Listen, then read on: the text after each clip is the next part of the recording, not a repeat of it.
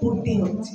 তো আজকে আমরা আশা নেক্সট জেনের লোগো লঞ্চ আজকের মূল উদ্দেশ্য আমাদের, এবং আজকে যারা এখানে এসছেন শোভন, কৌশিকদা, স্নিগ্ধজিৎ, সৌমদা, এনারা আজকে এখানে এসছেন কারণ এনারা সবাই অরিজিনালসের মাধ্যমে শুরু করেছেন আশা অডিও থেকে।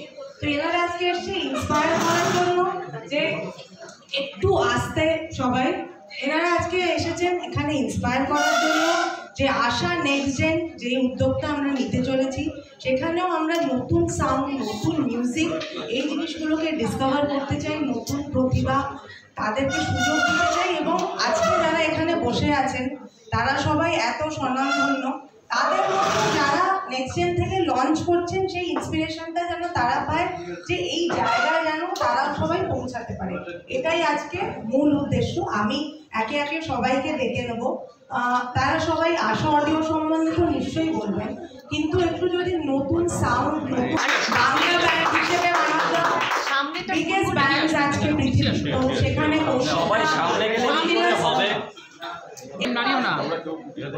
আমি কথা বলতে পারি কিন্তু আপনারা চুপ করলে কথা যে আজকে এখানে আসার পর আমি 2005-এ একবার ফিরে গেলাম। আমাদের প্রথম আমার মনে আছে ব্যান্ডে মাত্রা বলে কম্পিটিশন হয়েছিল, যেটার আশা অডিও এবং সংবাদ প্রতিদিন তারা মিলে এটা অর্গানাইজ করেছিল, এবং সেখানে আমরা প্রথম রানার আপ হই আমাদের ব্যান্ড পৃথিবী। দু চার কথা বলবো, একটু বোর করবো কিন্তু একটু শুনতে হবে কথা। সেই সময় যারা রানার আপ হয়েছিল, ফার্স্ট রানার আপ মানে আমরা পৃথিবী, তাদের সঙ্গে কোনো কন্ট্রাক্ট ছিল না, গান বাজনা মানে আমাদের অ্যালবাম বের করার কোনো কন্ট্রাক্ট ছিল না, কারণ চ্যাম্পিয়নরা একমাত্র অ্যালবামের কন্ট্রাক্ট পেয়েছে।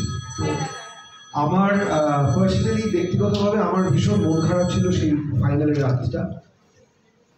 মৌহাদি যার কথা উঠলো, মৌহাদি আমার আরেক মা, মানে আমি তাকে মায়ের মতো দেখি বা এখন তাকে মায়ের মতো পুজো করি।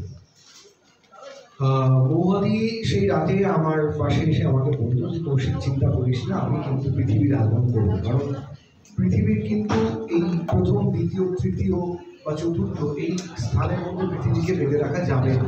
পৃথিবীর গান বাজনা বা তোর মধ্যে যেটা আমি দেখেছি সেটা দিয়ে কিন্তু বেঁধে রাখা যাবে না।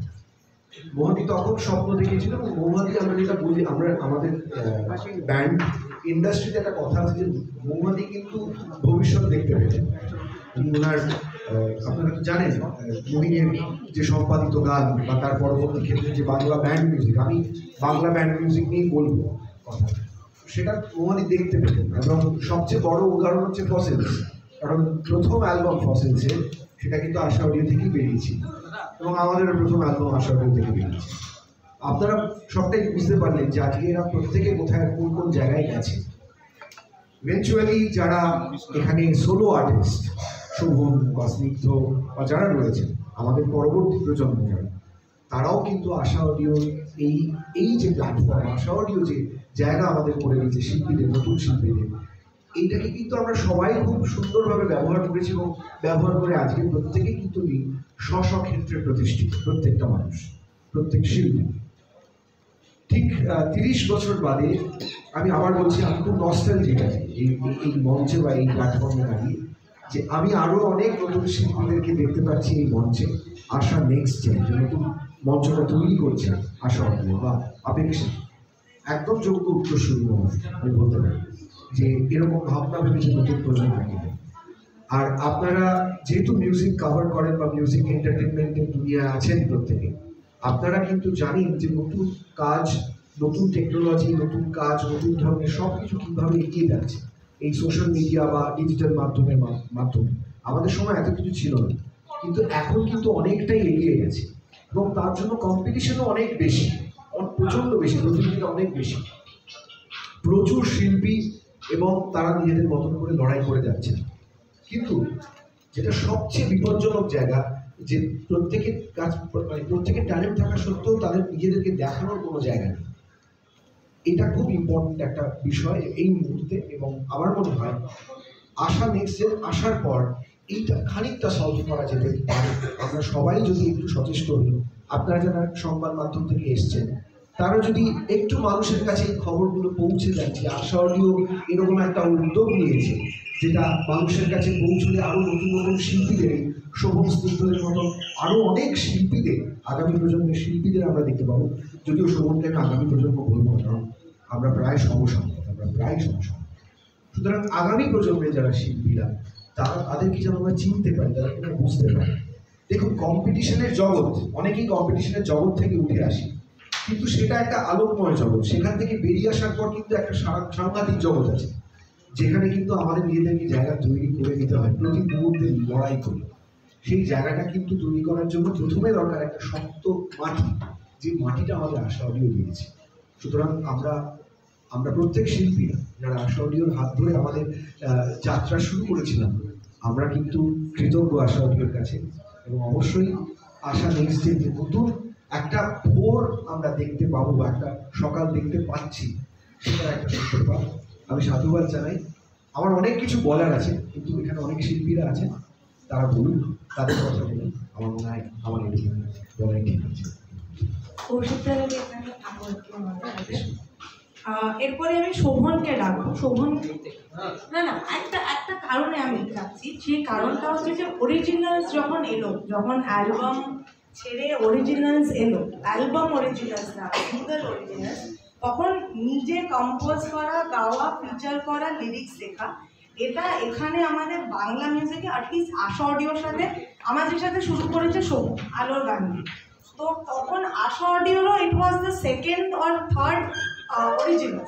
এবং সৌম্যদা আর স্নিগ্ধকে আমি একসাথে ডাকবো। ওদেরও কেন একসাথে ডাকছি সেটারও একটা কারণ আছে। কিন্তু আমি এখন যেহেতু অরিজিনালসের everything is originals, there is no album, sound recording, physical কিছু নেই। তো যে অরিজিনাল শুরু করেছে, অরিজিনালস করতে ইন্সপায়ার করেছে, আমি ওকে ডাকবো। শোভন, আয় প্লিজ।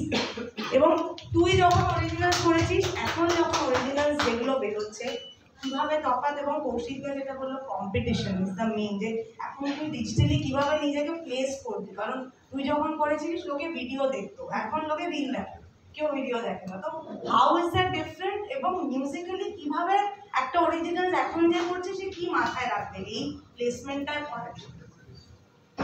প্রথমত আজকে যারা সংবাদ মাধ্যমের বন্ধুরা এসেছেন, ধন্যবাদ। এরকম একটা ইনিশিয়েটিভের সাথে এত মানুষকে এত ক্যামেরাকে সামনে দেখতে পেতে, এবং গানের সাথে এত ক্যামেরা আমাদের দেখতে পাই না খুব সম্ভবত, ছবির সাথে দেখা যায়। আর দ্বিতীয়ত, আমি শুরু থেকেই বলি, যেমন পৃথিবীর শুরুর কথা উঠলো, আমি শুরুর কথা থেকেই শুরু করি। 2012 সাল, 13 সাল আমরা একটা রিয়েলিটি শোর প্ল্যাটফর্ম থেকে আমি স্নিগ্ধ সবাই উঠে এসেছি, সেটার নাম হচ্ছে বাংলা সারেগামাপা।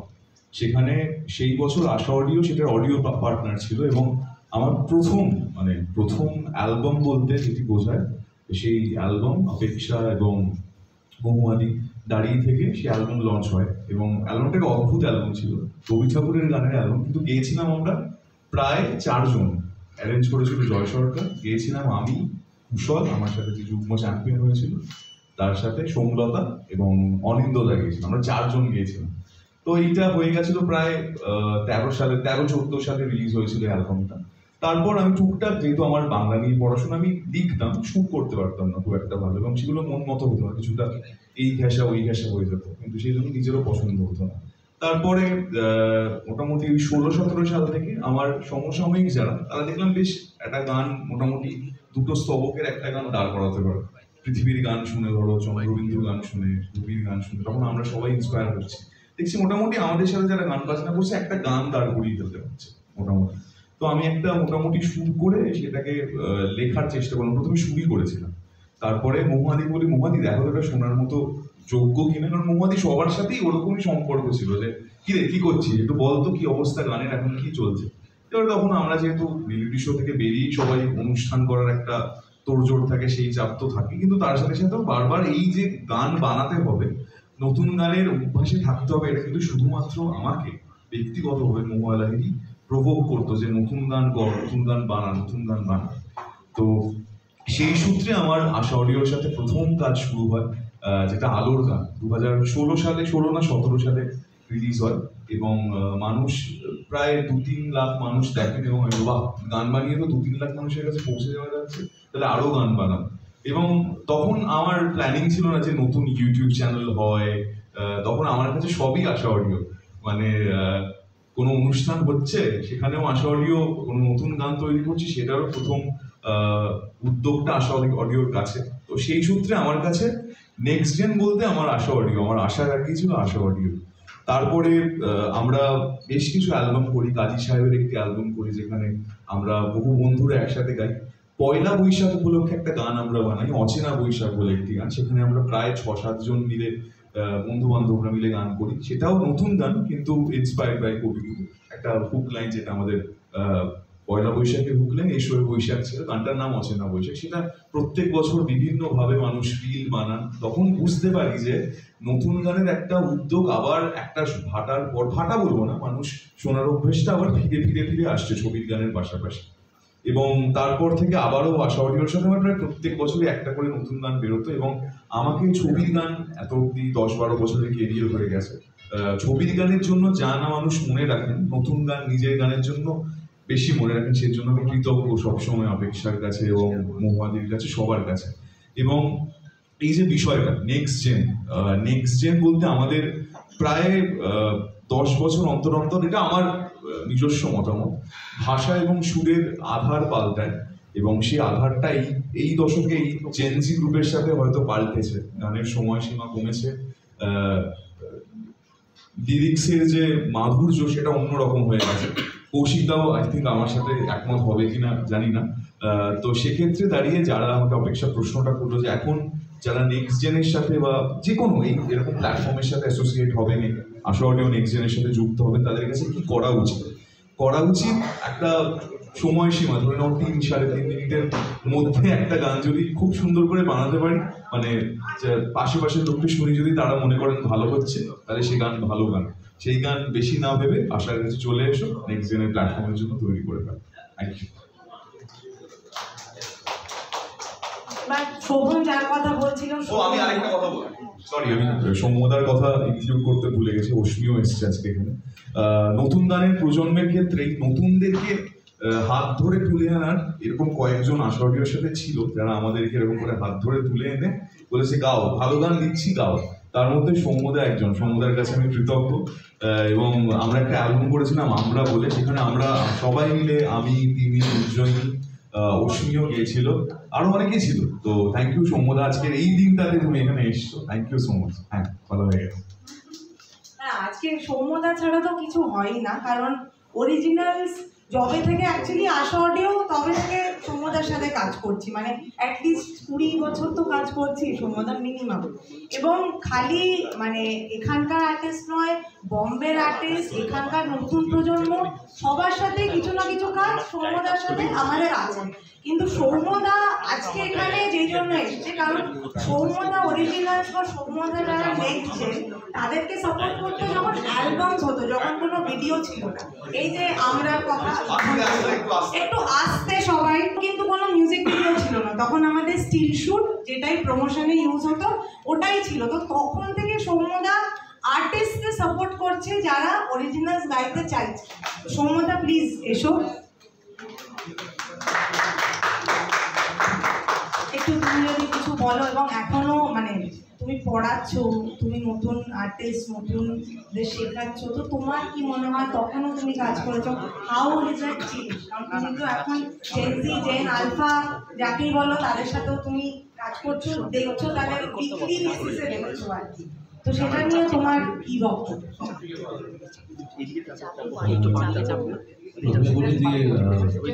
আশা অডিওর সঙ্গে রিলেশনটা না পরিবারের মতো। আমার সঙ্গে আমার মনে আছে যখন গুগল আইডি আমাদের ছেড়ে চলে যায়, তখন আমি আমার বাড়িতেও সবাই জানে যে প্রায় 1 সপ্তাহ আমি বাড়ি থেকে বেরোয় নি। এবং এমন একটা ইনস্টিটিউটের মধ্যে দিয়ে যাচ্ছিলাম, একটা সফটওয়্যার মধ্যে যাচ্ছিলাম যে নিজেকে তৈরি করতে আমার নতুন করে, যে ভাবছিলাম যে কাকে গিয়ে বলবো যে একটা নতুন ছেলে ভালো গাইছে, নতুন মেয়ে ভালো গান গাইছে, কে সাপোর্ট করবে। এবং ও যেটা বললো, তুমি তো পড়াও কথাটা আমার খুব ভালো লেগেছে। মানে গান শেখাও থেকে পড়াও বা গান বলো, এই কথাগুলো আগে চলতো খুবই।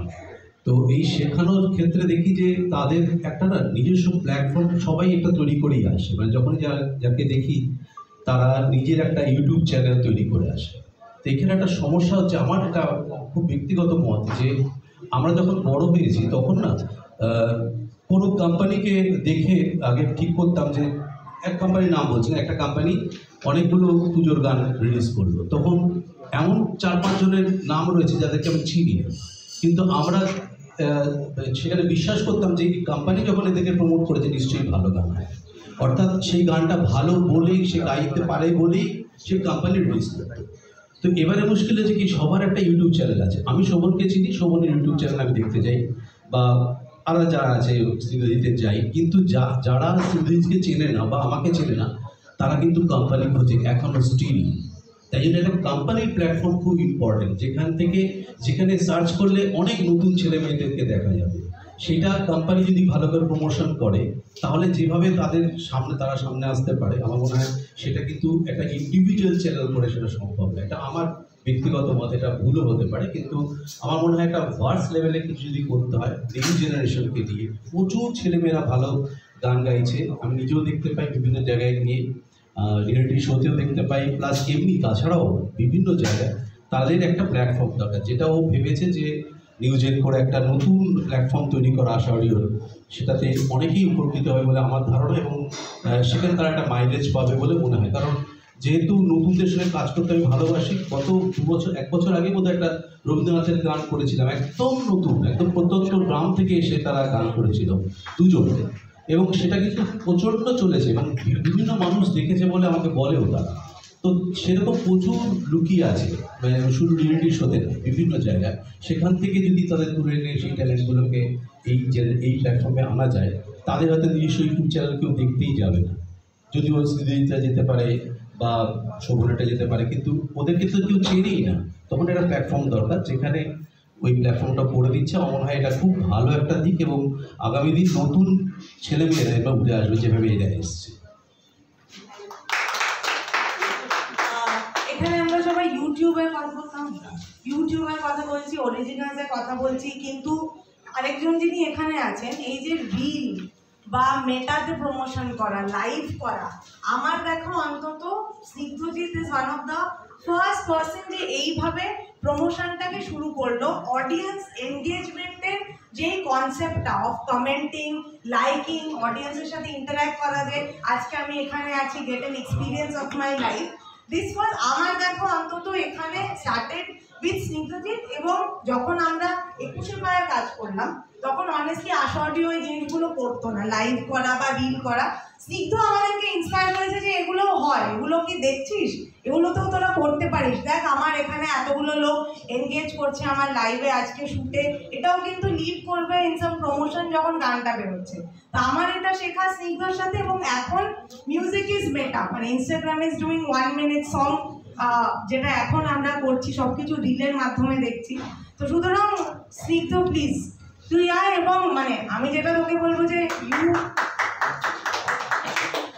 তুই এটাকে রিয়েলাইজ করেছিলি যে এইভাবে ডিজিটালি এনগেজ করা যায় টু প্রমোট সামথিং। অনেস্টলি এটা এখানে অনেকেই করতো না, আমি তোর থেকেই শিখেছি, মানে আমি জানি এটা ফ্যাক্ট। তো সেটা নিয়ে যদি একটু কিছু বলিস, বিকজ তুই যেটা মানে 10 বছর আগে করছিলিস, everyone is doing that now, তো প্লিজ সেটা নিয়ে বলিস।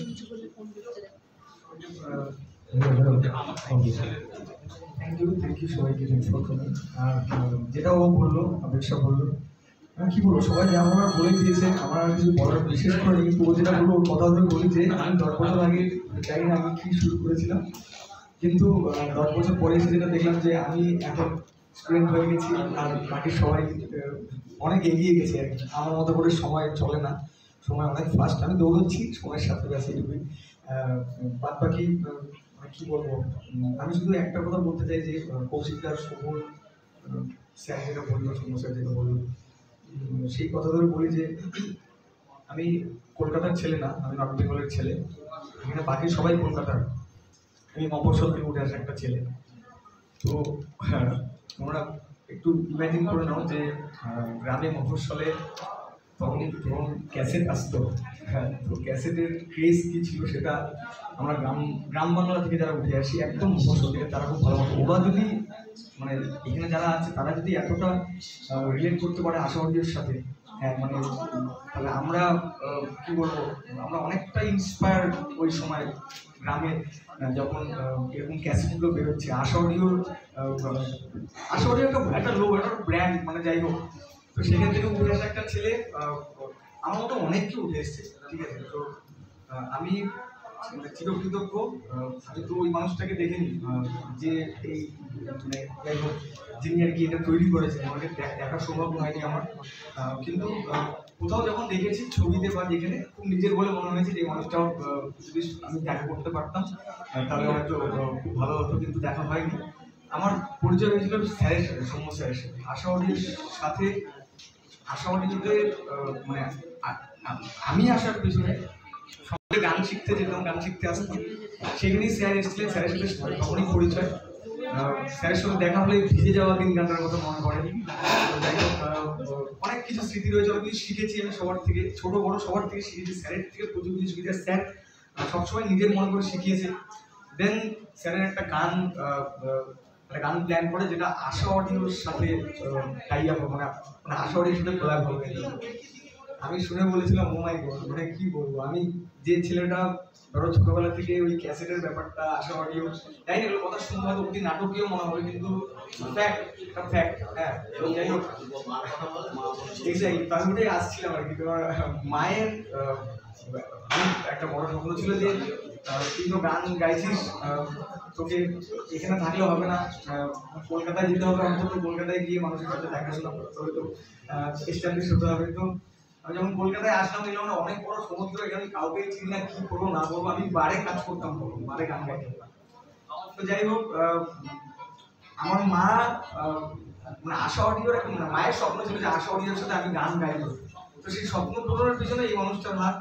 আমরা 21-এ একটা গান করেছিলাম, প্রথম আশা অডিওর সাথে আমার কাজ, আমার আবেগের সাথে পরিচয় হওয়া, আশা অডিওর সাথে পরিচিত হওয়া, এবং ওদের থেকে সবসময় আমি যেভাবে মানে স্নেহ ভালোবাসা পেয়েছি সবসময়।